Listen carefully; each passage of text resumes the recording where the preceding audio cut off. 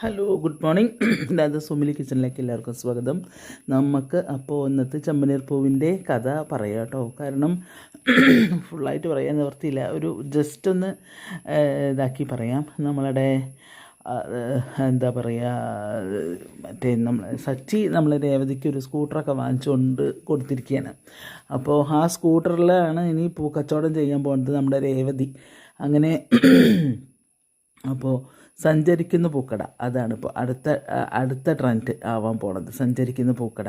അങ്ങനെ ആ പൂക്കട സ്കൂട്ടറിൻ്റെ ചാവി രവിയുടെ കൈ കൊടുത്തിട്ട് സച്ചി പറയാണ്, അച്ഛാ ഇത് രേവതിക്ക് കൊടുക്കണം എന്ന് പറയും. അങ്ങനെ രേവതിക്ക് കൊടുക്കാൻ പിന്നെ ചന്ദ്രേനെയും വിളിക്കാൻ, ചന്ദ്രനോടും കൂടെ വരാൻ പറയണം. എന്നിട്ട് ചന്ദ്രയോട് പറയും, നീ എൻ്റെ കയ്യിനെ പിടിച്ചാൽ മതി. അങ്ങനെ രവിയുടെ കയ്യിനെ പിടിക്കുന്നുള്ളൂ ചന്ദ്ര കേട്ടോ.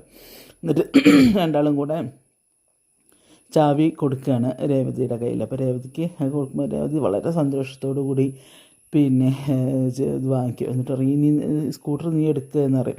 നിനക്ക് ഓടിക്കാൻ അറിയുമോ എന്നറിയും. അപ്പോൾ അറിയും, സച്ചേട്ടൻ കയറി അറിയും. അപ്പോൾ നിനക്ക് ഓടിക്കാൻ അറിയില്ലേ എന്ന് വയ്ക്കുമ്പോൾ, സച്ചേട്ടൻ കയറി അറിയും, അവൾക്ക് ഓടിക്കാൻ അറിയില്ല, അല്ലെങ്കിൽ ഇപ്പോൾ നിന്നോട് ഇത്ര ധൈര്യമായിട്ട് കയറാൻ പറയും, കയറി ഇരിക്കറിയും. അങ്ങനെ സ്കൂട്ടറിൽ കയറി സ്റ്റാർട്ട് ചെയ്ത് തിരിച്ചെടുത്തിട്ട് സച്ചിയോട് കയറാൻ പറയും. അങ്ങനെ സച്ചി സ്കൂട്ടറിൻ്റെ മുകളിൽ കയറിയിട്ട് അങ്ങനെ ഒരു സ്കൂട്ടർ എടുത്ത് പോവുക.